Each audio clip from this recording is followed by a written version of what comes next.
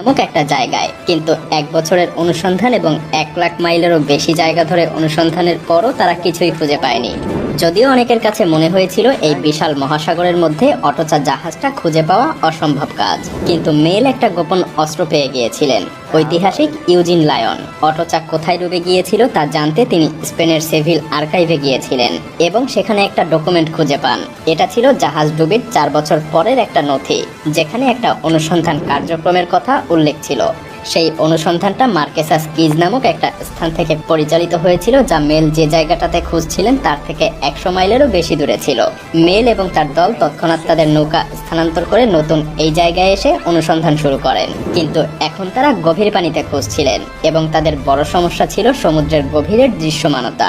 যদিও পানির উপরের অংশ পরিষ্কার ছিল, কিন্তু তলদেশে ডাইভাররা তাদের হাতও ঠিকভাবে দেখতে পাচ্ছিল না। তাই মেল একটা চমৎকার উপায় খুঁজে বের করেন। তিনি তার নৌকার